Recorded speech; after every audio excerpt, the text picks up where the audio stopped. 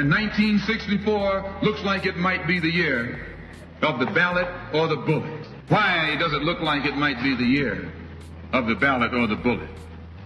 Because Negroes have listened to the trickery and the lies and the false promises of the white man now for too long. And they're fed up.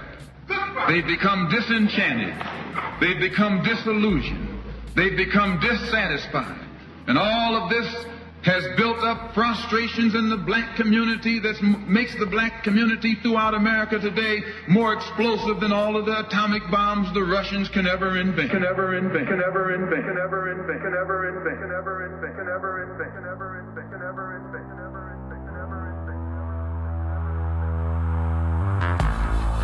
Welcome to Wow Black, a seriously opinionated podcast bringing you the real and raw on anything happening while Black. If Black culture's there, we're there. If you're pissed or empowered, then let's talk about it. Ride with us on this all Black everything. Family, the 50s and 60s was such a pivotal time for us as Black folks in this country. Some of us may not like to admit it, but so much progress has been made. Granted, we still have a long way to go, but we can't discount the impact from the work done back then. I mean, that time period is so rich from the perspective of the movement, Black leadership, major civil rights events. Just think about it. Think about all that happened during roughly a 10 to 15 year period. The Little Rock Nine, the lynching of Emmett Till, Rosa Parks' refusal to stand, the Civil Rights Acts of 57, 64, and 68, the Freedom Riders, Brown versus the Board of Education, sit-ins, the March on Washington, the 16th Street Baptist Church bombing, Bloody Sunday in Selma, and the assassinations of MLK, Malcolm X, Medgar Evers, and Fred Hampton. And today in 2021, here we sit again in the midst of civil unrest, fighting against racism and fighting for social justice, literally fighting for our lives while we watch the demonization, dehumanization, and the assassination of people who share our heritage and culture. There's so much value to be had in studying words from our leaders from that time. They were not only brilliant, but many times prophetic. They spoke words that the masses needed to hear then just to survive. But what they didn't know is that today, more than 60 years later, their words would still hold so much impact, so much truth, and so much power. That's why today, both myself and David Banner are bringing you powerful words that have held impact on us. Powerful words that we want to share with you, make you better, stronger, and more informed. First, I'll talk to you about Malcolm X, and then I'll pass the mic over to Banner, who will talk to you about a powerful quote from John Henrik Clarke. But after Banner finishes, make sure you stick around to hear the actual recording of Malcolm X delivering his own words, because ultimately, I can't do them justice, so I want you to hear them straight from him. Before we get into our first leader and speech, I wanted to set the backdrop for you. It's June 1963. President Kennedy had proposed a civil rights bill that would ban discrimination based on race, religion, sex, or national origin in respect to jobs and public accommodations, only to be assassinated 5 months later in November. Then, as we move into 1964, Malcolm X officially announces his resignation from the Nation of Islam and publicly reassures other civil rights leaders that he had, quote, forgotten every bad thing they had said about me, and I pray they can also forget the many bad things I said about them. Fast forward 1 month to April 3rd, 1964, at Corey Methodist Church in Cleveland, Ohio. That's where we find Brother Malcolm in the midst of delivering an extremely powerful speech that was hyper-relevant then and eerily relevant now. The speech is called The Ballot or the Bullet, and it's ranked 7th in the top 100 American speeches of the 20th century by scholars of the American Public Address. In it, Malcolm X advises African Americans to exercise their right to vote, but he cautions that if the government continues to prevent African Americans from attaining full equality, it might be necessary for them to take up arms. My God, that should sound so familiar to you right now. The first excerpt I'll read is about putting our differences aside and operating from a place of strength. It's about understanding that strength in the Black community is a result of the unity, and that allowing our internal differences, big or small, to get in the way of our overall progress is a mistake and strategically devastating to our cause. That cause, of course, being equality. As a group, as a collective, as a community of Black people, we need to unify to change the rules, the process, the entire system that has been constructed to hold us in a less than desirable position. Malcolm knew that. He knew that working together on the same accord was really our superpower. And so with that, I'll jump into the first excerpt. So, as you can see, brothers and sisters, today, this afternoon, it is not our intention to discuss religion. We're going to forget religion.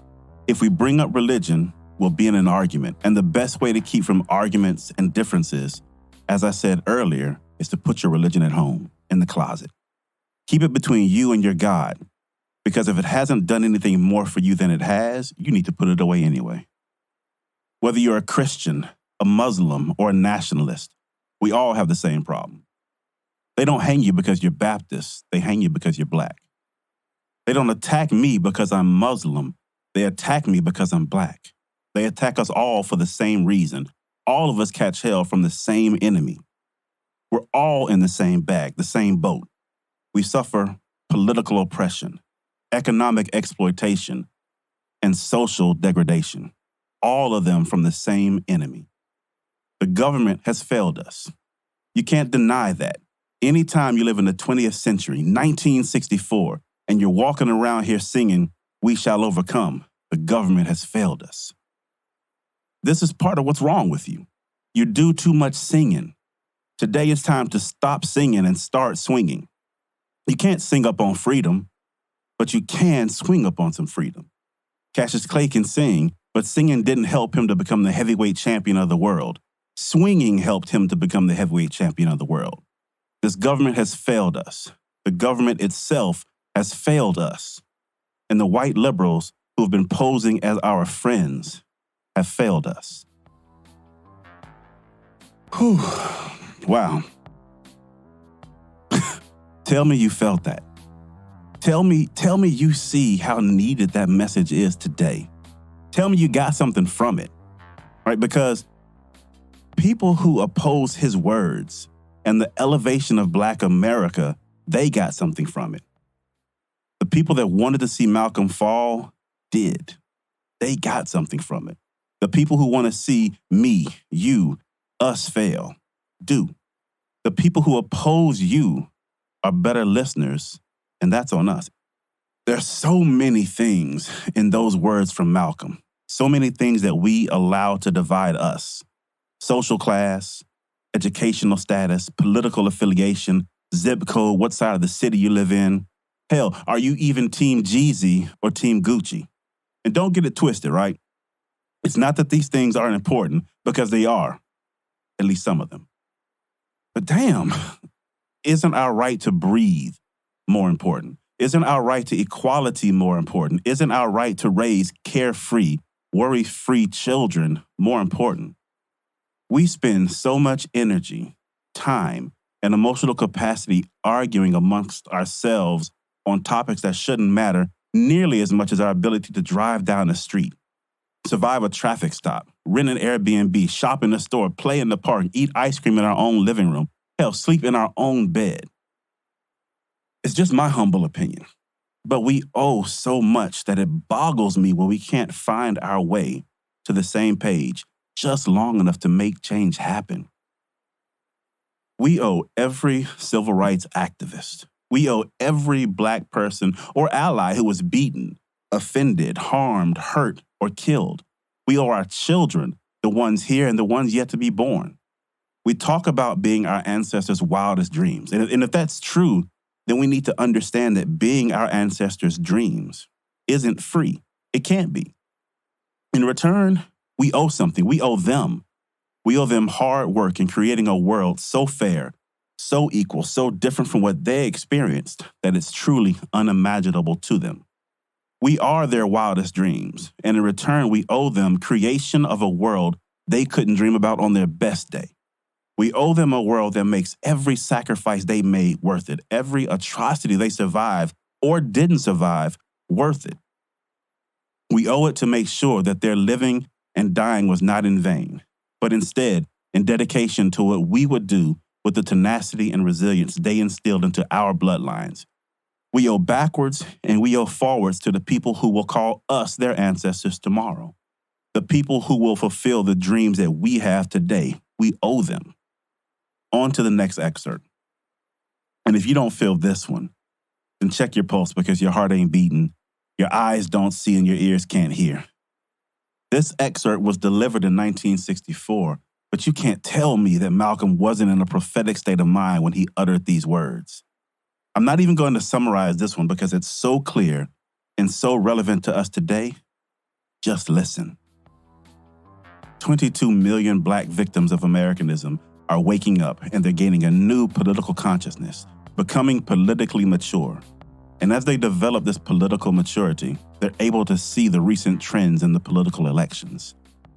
They see that the whites are so evenly divided that every time they vote, the race is so close, they have to go back and count the votes all over again. And that, which means that any bloc, any minority that has a block of votes that stick together is in a strategic position. Either way you go, that's who gets it. You're in a position to determine who will go to the White House and who will stay in the doghouse. You're the one who has that power. You can keep Johnson in D.C., or you can send him back to his Texas cotton patch. You're the one who sent Kennedy to Washington. You're the one who put the present Democratic administration in D.C. The whites were evenly divided. It was the fact that you threw 80% of your votes behind the Democrats that put the Democrats in the White House. When you see this, you can see that the Negro vote is the key factor. And despite the fact that you are in a position to be the determining factor, what do you get out of it?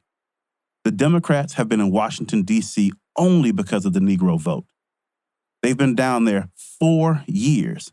And all the legislation they wanted to bring up, they brought it up and gotten it out of the way. Oh, and now they bring you up. You put them first and they put you last because you're a chump, a political chump. That's the end of Malcolm's words right there. But so as you digest what he said, you can't tell me he wasn't on fire with those words. You can't tell me you didn't think about Obama's presidential wins, both of them. You can't tell me you didn't think about this recent election in November with Trump and Biden. You can't tell me you didn't think about the role Black America played in that election. You can't tell me you didn't think about Georgian flipping blue because of Black, that you didn't think about the impact of people like Stacey Abrams and Keisha Lance Bottoms and Killer Mike. You can't tell me you didn't feel proud as you heard the words that Malcolm spoke 57 years ago when he predicted just how impactful the Black vote would be. The same Black vote that people were fighting for just a few short years before his words. And honestly, the Black vote that we are still fighting for today. How can you exist today and not cherish your vote? How many times, days, and ways do you need it exampled? It matters. You matter. We matter. But it's not just these words that matter. They're powerful words from many, many Black men and women that matter. But before I turn it over to Banner to break down more words that matter from Dr. John Henry Clarke, please allow me to share just a bit more context about him with you. Dr. John Henry Clarke was a Pan-Africanist writer, historian, professor, and a pioneer in the creation of Africana studies starting in the late 1960s. He was born on New Year's Day 1915 in Union Springs, Alabama, but by the time he was 18, he had moved to Harlem and begun developing as a writer and lecturer, ultimately becoming a part of what we now know as the Harlem Renaissance. Later, he would be the founding chairman of the Department of Black and Puerto Rican Studies at Hunter College. In addition, he was named as the Carter G. Woodson Distinguished Visiting Professor of African History at Cornell University's Africana Studies and Research Center, founding the African Heritage Studies Association along with the Black Caucus of the African Studies Association in 1968, two causes which ultimately helped him become the founding chairman. His greatest period of influence resides in the 1960s, where he was a prominent intellectual during the Black Power movement, advocating studies on African American experience and the place of Africans in world history. He challenged the views of academic historians and helped shift the way African history was studied and taught. Overall, Clark was a scholar devoted to redressing what he saw as a systematic and racist suppression and distortion of African history by traditional scholars, and accused his detractors of having Eurocentric views. His writing included 6 scholarly books and many scholarly articles.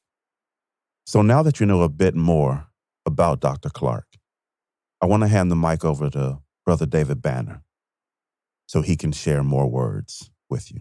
Peace. Peace. This is David Banner, and this quote comes from the legendary John Henry Clark. He says, to control a people, you must first control what they think about themselves and how they regard their culture. And when your conqueror makes you ashamed of your culture and your history, he needs no prison walls and no chains to hold you.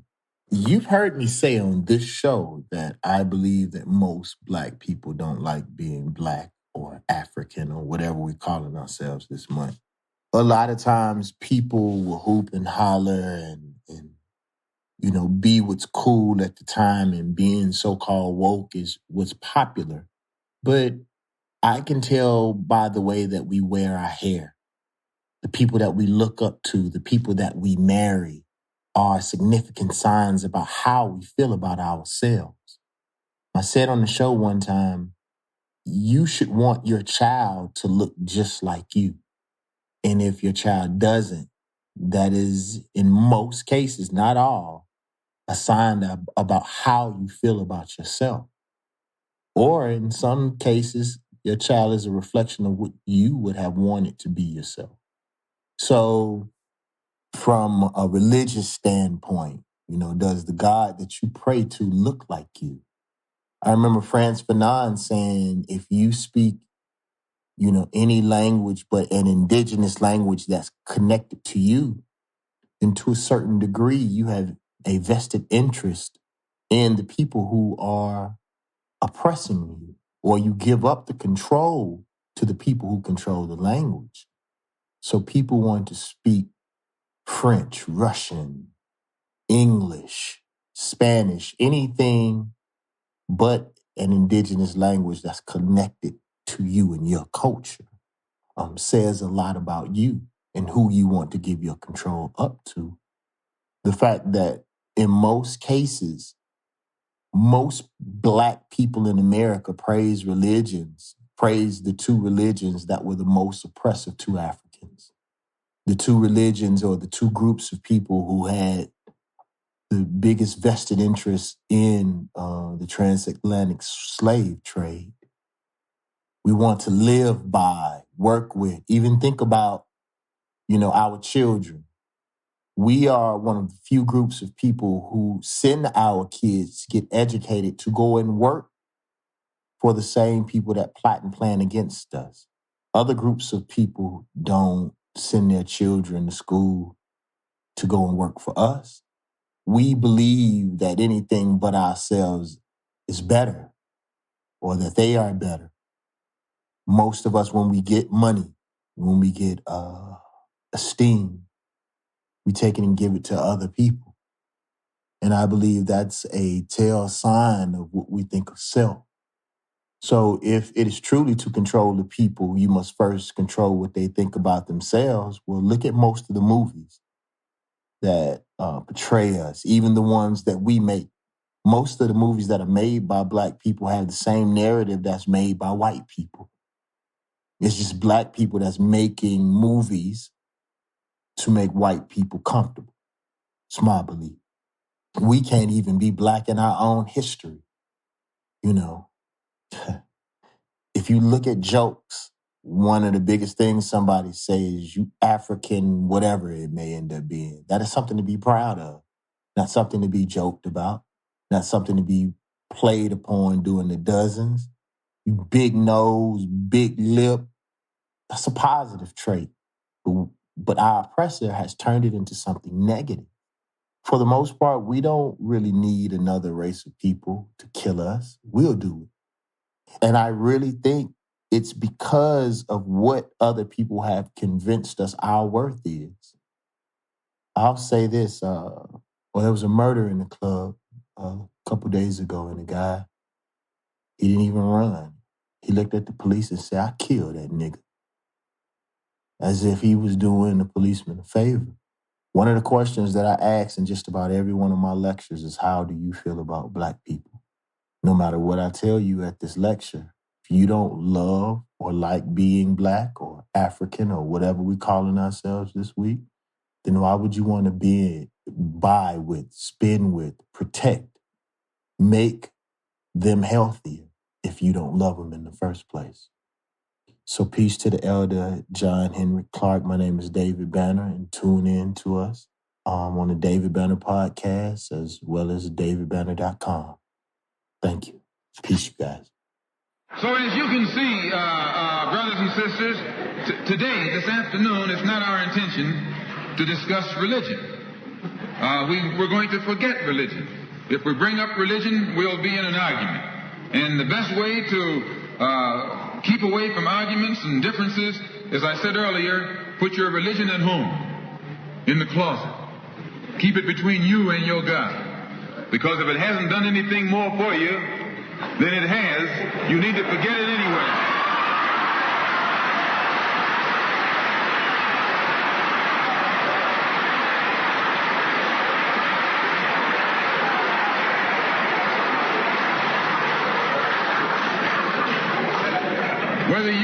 Whether you are a Christian or a Muslim or a nationalist, we all have the same problem. They don't hang you because you're a Baptist, they hang you because you're Black.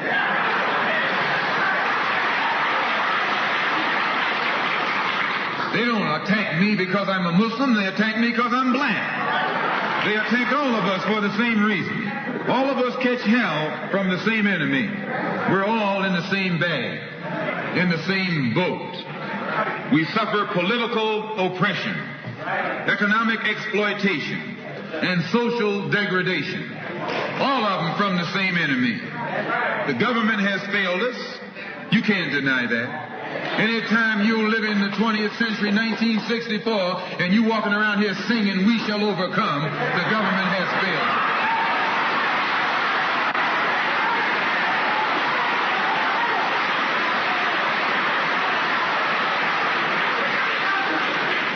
This is part of what's wrong with you. You do too much singing.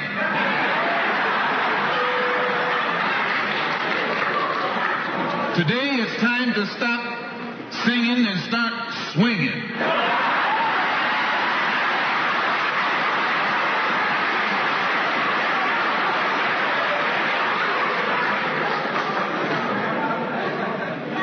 You can't sing up on freedom, but you can swing up on some freedom.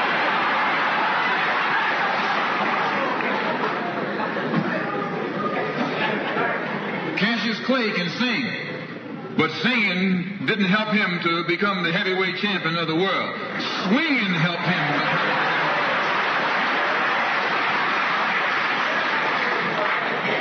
So this government has failed us.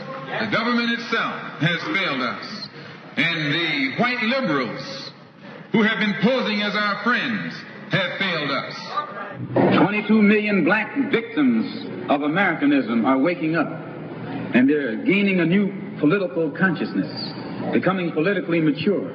And as they develop this political maturity, they're able to see the recent trends in these political elections. They see that the whites are so evenly divided that every time they vote, the race is so close, they have to go back and count the votes all over again. And which means that any block, any minority that has a block of votes that stick together is in a strategic position. Either way you go, that's who gets it. You're in a position to determine who go to the White House and who stay in the doghouse. You're the one who has that power. You can keep Johnson Washington, D.C., or you can send him back to his Texas cotton patch.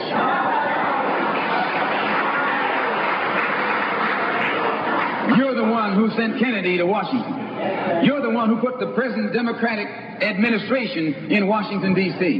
The whites were evenly divided. It was the fact that you threw 80% of your votes behind the Democrats that put the Democrats in the White House.